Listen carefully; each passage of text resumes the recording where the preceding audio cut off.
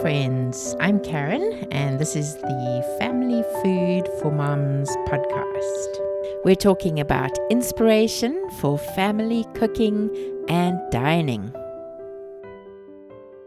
Today, we're going to be talking about dinner time in your family and what makes memories, what makes it meaningful, what makes it special. I've been feeling that lately I've been leaping up in the middle of a meal, both at lunch and dinner time, to go and do something, whether it's package something for church cooking or whether it's check if there's any leftovers that I can pack for a lunch meal for my husband or my son, or to go and check something that's still cooking or the next course. Or sometimes even that I'm not feeling well and I'm not keen to stay at the table because there's just a whole bunch of small talk. But what I really want is connected family meal times where we feel close and where the conversation is good and deep and where it's a meaningful experience. Now, this can't happen at every single meal, obviously, but I do want to try and be more present again and be aware of that at every meal.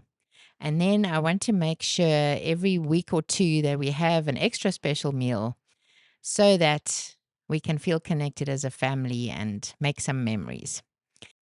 So I asked my kids, who range from age 11 to age 21, what they feel makes the meal special for them, what they find meaningful, what they enjoy, just to remind me what is good. And then we decided on Wednesday nights, not every week, but when we can, we're going to do a special family meal for dinner. So these are some of my kids' responses.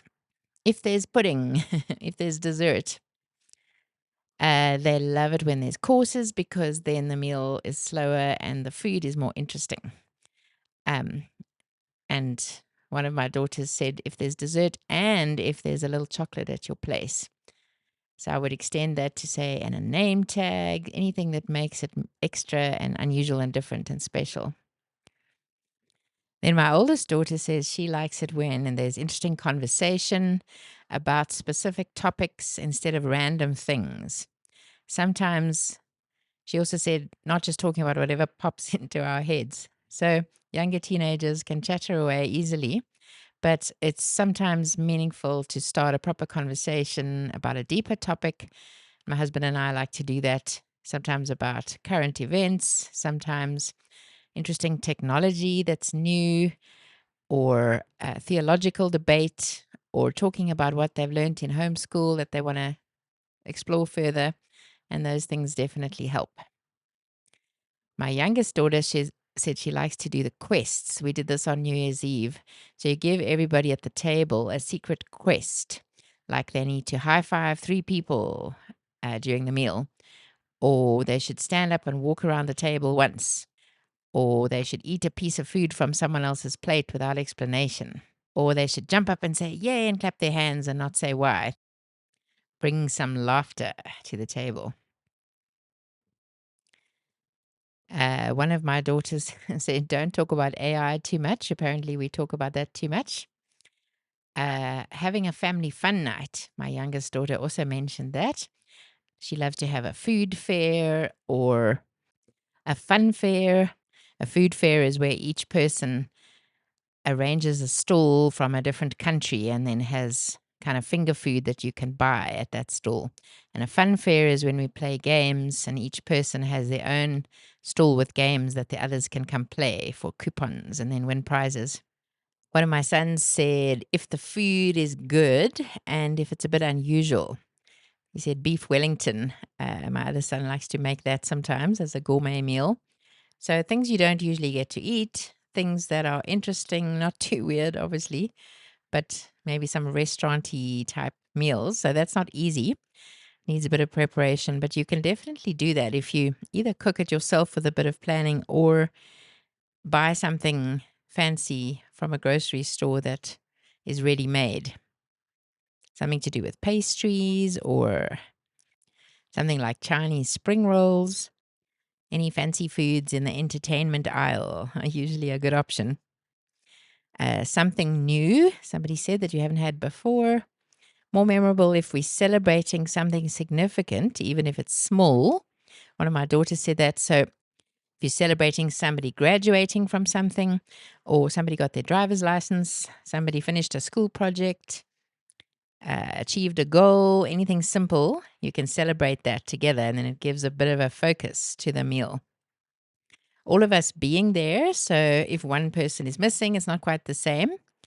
And then all of us properly present, so engaged with each other, not thinking about other things, not distracted, but focused.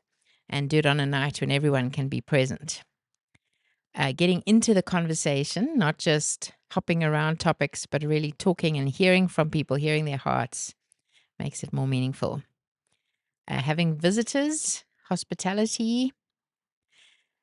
Somebody mentioned talking about the past in our families. So, talking about things we've done, memories, but also the kids asking mom and dad questions like, what was this like when you were young? Or how did you do this when you were young in your family? What do you remember about this time, etc.? And then to be able to enjoy it, not to do it too often. So if we did it every day, it wouldn't be quite as special, right? Too much effort and not a set aside time. So doing it once every week or two works great. Then doing a special table setting, my daughter said, making it look nice, putting special things on the table, cute little things to notice or unusual things, the little chocolates I mentioned, the atmosphere, setting the scene, putting on a bit of music, anything that makes it fun. So fancy napkins, fancy folded napkins, anything else, lighting. And then as an alternate kind of evening, somebody mentioned being relaxed and having pizza. So it's nice to have a low maintenance meal after a week of work. So this is meaningful in a different way. It's not a high effort, but it's a low effort. So mom is not so busy, low stakes. You can relax. You don't have to talk. You can stay up later. We do it on a Friday night. Good food and good conversation, in this case, would be replaced by pizza and a movie. So these were the responses to what makes it special for our kids and based on how things have been in our family in the past. So we're definitely going to be including some of these again. So let's talk in a more structured way about what makes dinner time special. So the atmosphere is a big thing. I know I've talked about some of these before, but it's something really close to my heart. So I think it's good to keep coming back to these. So atmosphere would be music, lighting, table decor, the way you dress, anything that is different to the norm and shows that you've put in a bit of effort. So intentionality. Candles or fairy lights are lovely. Electronic candles if you don't use the ordinary kind. Small lamps, the battery powered lamps are lovely. They often have different settings. The table would be cleared of clutter. Even if the food is simple, the clear table says we're present and we focused on the mealtime. Music, you can use Spotify or something similar. Use some playlists that you've made for that purpose, or search French bistro instrumental music, or search Celtic instrumental, anything like that. Often the words are distracting, so instrumental works great. If you dress up a little bit, just say, have shoes on or wear a dress instead of shorts if you're a lady, something like that. Your table decor obviously makes a big difference. It shows that you care. Maybe just a clean, fresh tablecloth, maybe cloth napkins instead of paper ones, or underplates, or maybe you have special cutlery, silverware that you keep for that purpose. Elegant glasses add a lot to the table setting. Layered plates. It's nice to have a plate on top of another plate if you're having different courses for your appetizer, a side plate for bread or a salad. If you have any fancy plates that you like to use, don't keep them in the cupboard, enjoy them. You can do napkin folding. We've got videos, shorts on our YouTube channel, Family Food for Moms. And there you can see how to fold everything from a shirt to a Christmas tree. So anything that works that you enjoy on your table. It's lovely to put fairy lights in the middle of the table. Obviously, some flowers are gorgeous or some greenery. You can Use your candles and flowers and glasses in an interesting way. Use unusual containers and serving dishes. We've got some that are shaped like little hearts, and different shapes of platters are great. So, a good atmosphere tells your nervous system that it can relax. And then people talk more openly, they'll laugh more, they'll be able to share true feelings, and perhaps it's easier then to make memories. So, then the food, it doesn't have to be complex, but taking care makes it special. So, something warm like soup or bread is very comforting to start the meal. And then an intentional touch added to your food, like fresh herbs or a homemade sauce to go with a meat that you wouldn't usually use, or a special side dish as an appetizer or on the side that somebody loves. Also, things like fondues or shared bread to tear and dip somehow encourages connection between people and is different to the usual mealtime. So, what makes it special isn't always the fanciness, but the fact that you thought about it, thought about the people, and you put a little love into the food. So, the change in pace is so significant. Slowing down is the magic. Rushing or leaping up kills the meaning, and I have to learn this so often and remind myself not to jump up in the middle of a meal to do something. But showing everybody that you're fully present and that you're slowing down is so valuable. All sit down at the table at the same time, no phones at the table, and just stay and enjoy, smile at each other, take part in the conversation, show that you're interested, eat your meal slowly, keeping eye contact with people in between so that you're not off in your own world, just eating, but make the meal about fellowship and about each other. Conversations deepen naturally when the pace slows.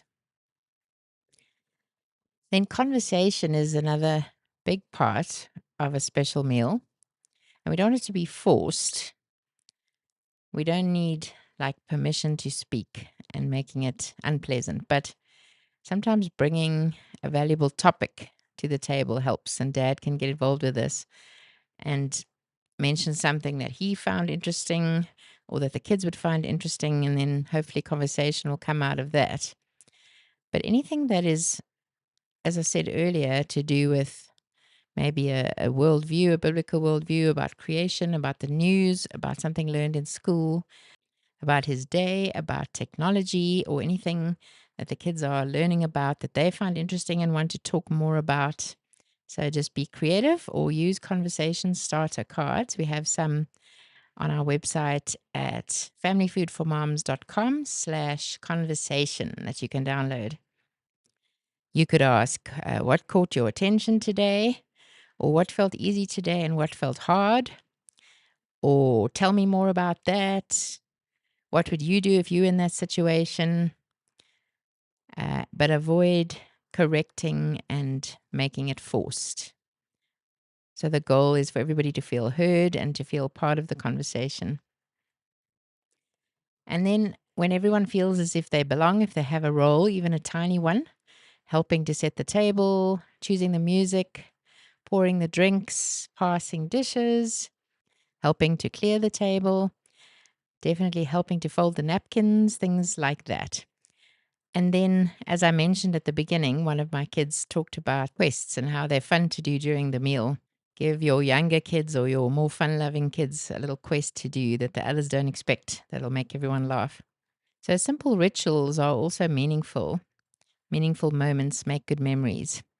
So, lighting a candle for a specific reason, lighting a candle together, saying a shared thank you.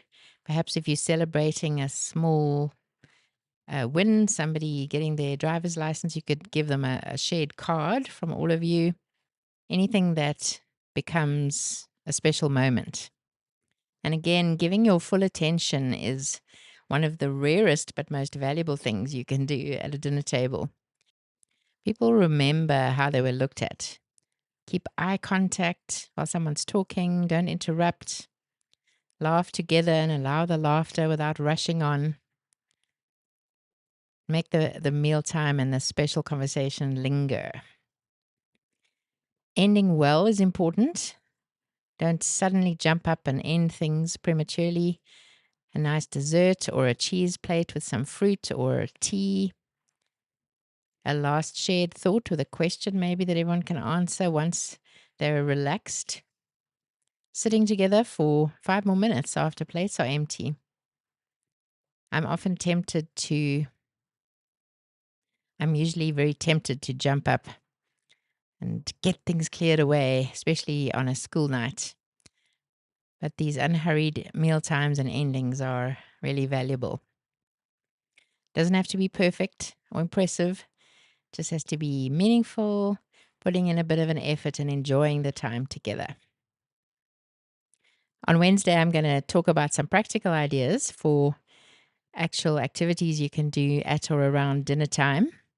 Fun things, meaningful things, a whole lot of ideas. Thanks for listening today. I'll see you next time.